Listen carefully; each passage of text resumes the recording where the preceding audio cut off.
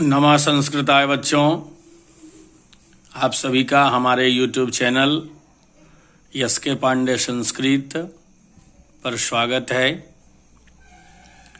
अगर आप चैनल पे नए हैं तो चैनल को सब्सक्राइब करिए, लाइक करिए और अपने दोस्तों को भी शेयर करिए। हाँ बच्चों, बेल आइकन बटन दबाना मत भूलिएगा। आज हमारे द्वारा बिहार बोर्ड वर्ग नवम की संस्कृत पुस्तक प्यूषम भाग 1 से उसके चतुर्थ पाठ यानी कि चौथा अध्याय चत्वारो वेदाः का वाचन होगा, यानी कि पढ़ाया जाएगा प्रत्येक लाइन को। उसके बाद उसकी हिंदी बताई जाएगी। इसमें आए हुए कुछ व्याकरणिक शब्द जो हैं वही व्याकरण से संबंधित उन सारे शब्दों को बताया जाएगा। आप सबों से आग्रह है कि मेरे द्वारा पढ़ाए गए प्रत्येक लाइन को देखिए, सुनिए और समझने का प्रयास करिए। ठीक है बच्चों, तो आइए चलिए शुरू करते हैं। अध्याय को देखा जाए। शीर्षक देखा, शीर्षक लिखा हुआ है चत्वारो वेदाः। क्या लिखा हुआ है? चत्वारो वेदाः, यानी कि 4 वेद हैं। कितने वेद हैं? 4 वेद। तो आज इस पाठ के जरिए हम वेद के बारे में समझेंगे। वेद क्या है, कितने वेद होते हैं, इन सारी बातों को हम सुनेंगे और समझेंगे। ठीक है, चलिए शुरू करते हैं। चत्वारो वेदाः परिचय हम पढ़ते हैं। भारतवर्षस्य सांस्कृतिक निधिषु वेदाः प्रधान पदम धारयन्ति। भारतवर्ष का सांस्कृतिक निधि वेद को कहा गया है। सांस्कृतिक निधि, हमारी जो सांस्कृतिक विरासत है वह हमारे वेदों में छिपी हुई है। निधि के रूप में, धन के रूप में, अमूल्य संपदा के रूप में वेद प्रधान पद को धारण करते हैं। वेदाः बहुवचन है। संसारस्य उपलब्ध ग्रंथेषु ते एव प्राचीनतमाः सन्ति। आज तक संसार में जितने भी ग्रंथ उपलब्ध हुए हैं वो सारे ग्रंथ वेद के बाद ही आए। वेद जो है उन सब उपलब्ध ग्रंथों में, ग्रंथेषु में सप्तमी का बहुवचन है। वेद सबसे प्राचीन है, यही वेद की विशेषता है और पहचान है। भारतीयाः सर्वे अपि वेद संबंधेन गौरवम अनुभवन्ति। जितने सारे भारतीय हैं उन सभी को वेद के संबंध में गौरव का अनुभव होता है। ज्ञानस्य पर्याय एव वेदो वर्तते। वेद क्या है बच्चों? तो ज्ञान का पर्याय है। ज्ञान का पर्याय नाम क्या है? वेद है। वेदानाम उद्धरणे स्वसिद्धांतान प्रतिपादयन्ति। और वेद जो है शास्त्रों के, शास्त्राणि वेदानाम उद्धरणे स्वसिद्धांतान प्रतिपाद। शास्त्रों में वेदों का जो उद्धरण है वो स्वसिद्धांत, उनके सिद्धांतों का प्रतिपादन किया गया है।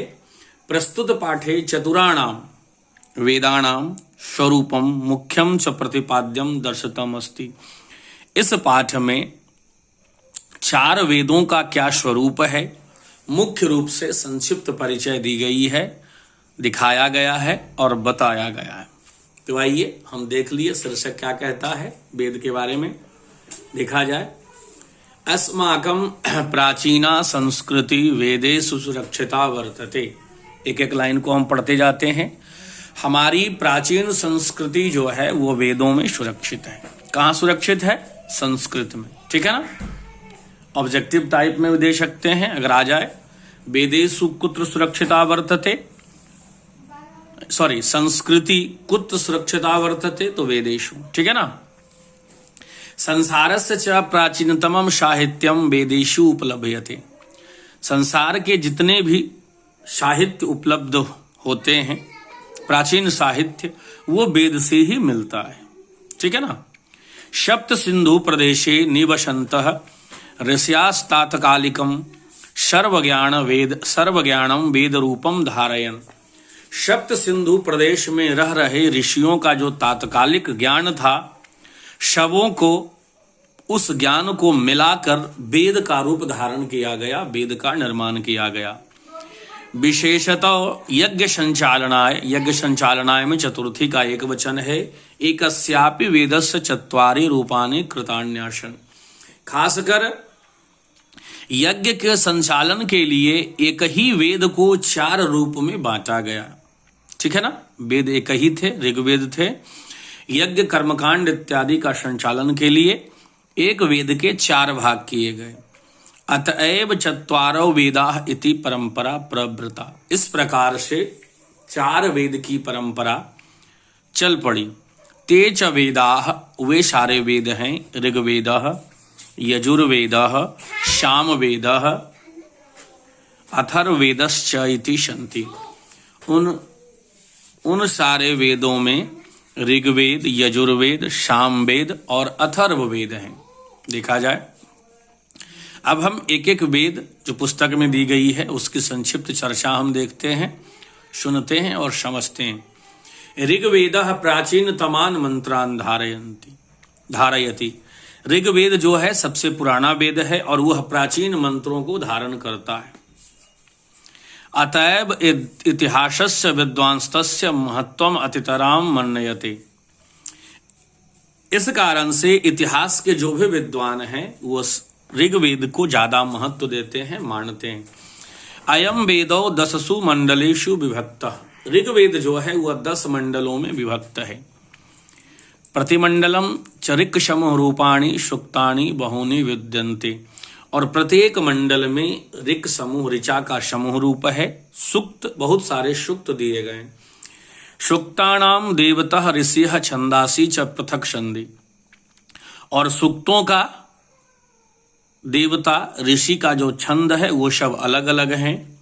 संपूर्ण ऋग्वेदे 1028 सूक्तानि 1028 सूक्तानि 10,500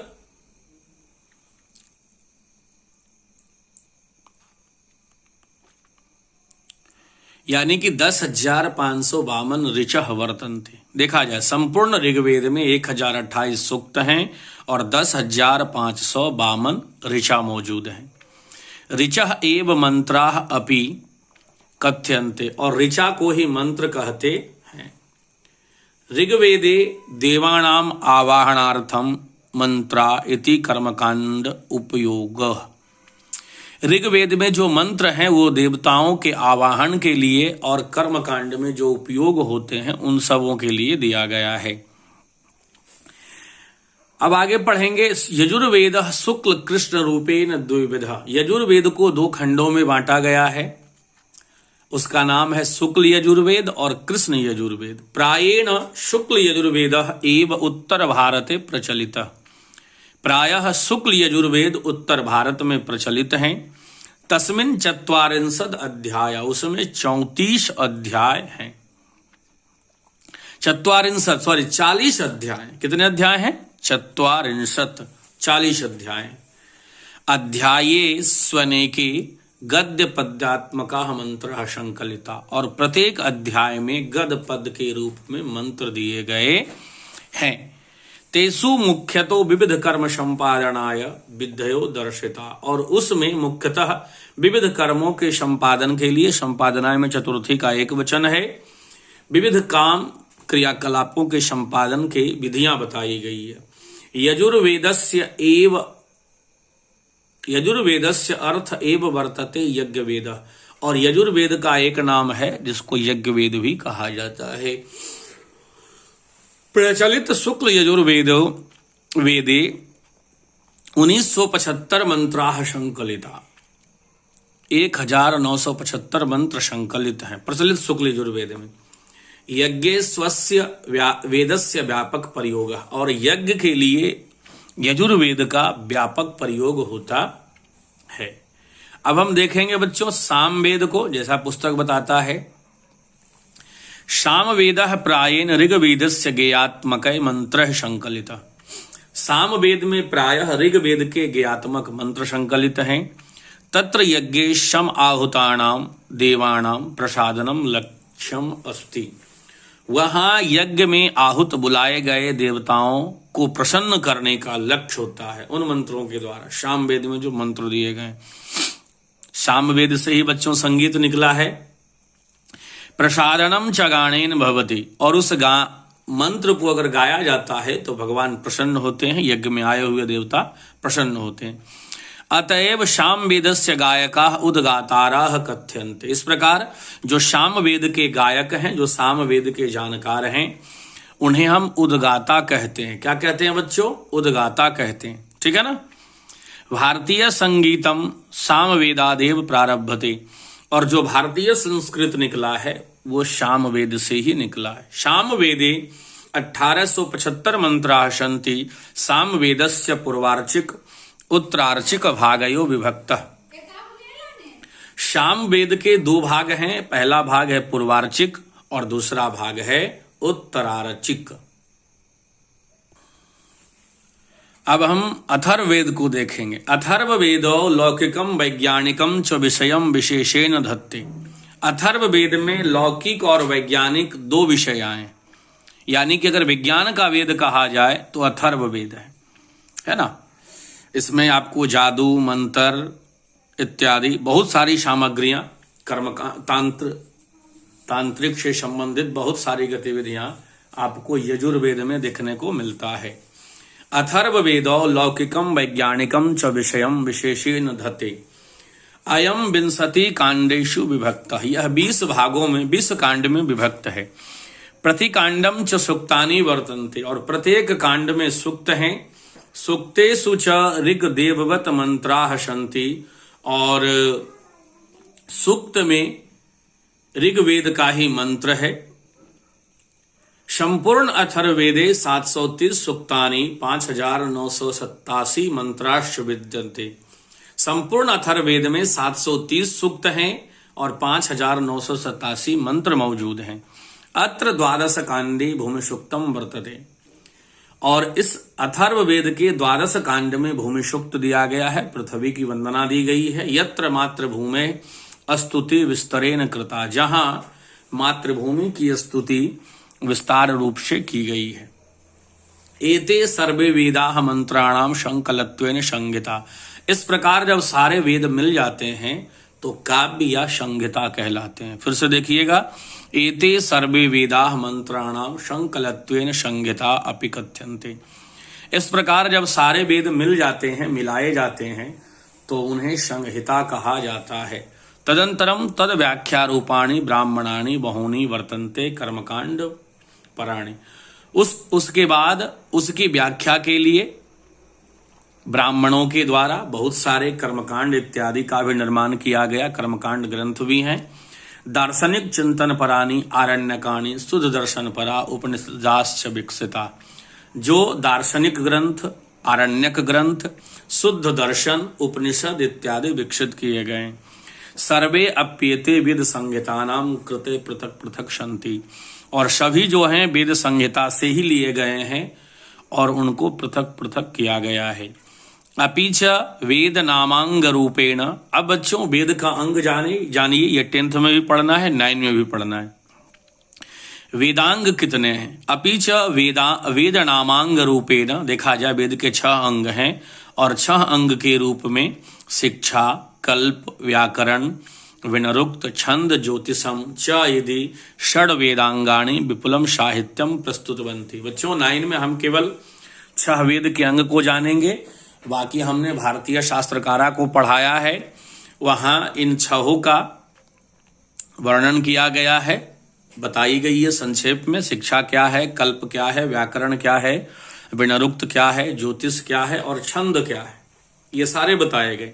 लेकिन इसमें जानिए कि वेदांग जो हैं 6 हैं, शिक्षा, कल्प, व्याकरण, विनरुक्त यानी कि निरुक्त, छंद और ज्योतिष। षड वेदांगानि विपुलम साहित्यम प्रस्तुतवन्ति। और जब ये 6 वेदांग मिलते हैं तो एक बहुत बड़ा साहित्य को प्रस्तुत करते हैं। सर्वम इदम मिलित्वा विशाल वैदिकम साहित्यम इति वर्तते। और जब सबों को मिला दिया जाता है तो भारतीय इतिहास में, भारतीय ग्रंथों में मिल करके एक विशाल वैदिक साहित्य का निर्माण करता है, जो हम सबों के लिए एक गौरव का विषय है, जो हम सबों के लिए गौरव का विषय है। और गौरव इस बात से है कि हमारा जो वेद है वह बहुत ही पुराना है।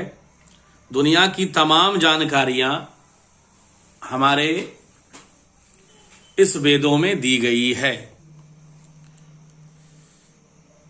और बच्चों, हम कुछ जानने का प्रयास करेंगे वेद से ही संबंध में, चत्वारः वेदः से संबंध में देखा जाए। कुछ कुछ बातें हम बताते हैं। वेद याद रखिएगा, ऋग्वेद, यजुर्वेद, सामवेद। तो जैसा कि आपके पुस्तक में बताया गया है कि सामवेद के गायक को उद्गाता, यानी कि जो सामवेद जानते हैं उन्हें उद्गाता कहा जाता है। अब देखा जाए तो हम यहाँ चारों वेद के गायक यानी कि चारों वेद के ज्ञाता का नाम बता देते हैं। ऋग्वेद को जानने वाले को हम होता कहेंगे। क्या कहेंगे? होता। ठीक है ना, जो ऋग्वेद के जानकार हैं, जो ऋग्वेद के पंडित हैं। और यजुर्वेद के अध्वर्यु, कौन है बच्चों? अध्वर्यु हैं। सामवेद का तो बताया ही गया है, उद्गाता। और अथर्ववेद के जो गायक हैं यानी कि जो जानकार हैं उनको हम ब्रह्मा कहेंगे। क्या कहेंगे? ब्रह्मा कहेंगे। ठीक है ना, ये सारे हो गए। और कुछ कुछ जानकारी है।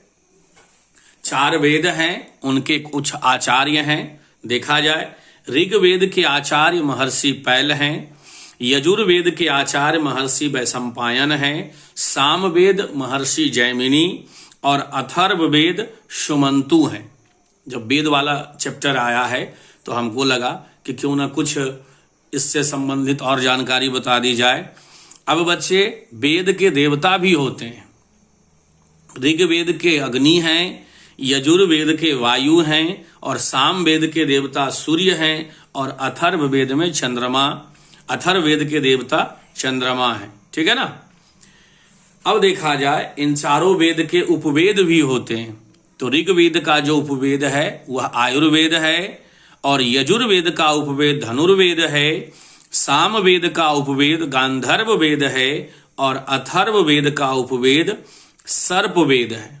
ठीक है बच्चों, वेद से संबंधित हमने जानकारी बता दी गई, जो आगे आपको परीक्षा में भी काम दे सकता है। मैट्रिक की परीक्षा हो, नवम की परीक्षा हो या संस्कृत हिंदी से संबंधित जो भी परीक्षाएं सीटेट बीटेट इत्यादि होती है ना, उसमें भी वेद इत्यादि से संबंधित प्रश्न पूछ दिए जाते हैं। ठीक है बच्चों, धन्यवाद। नमः संस्कृताय।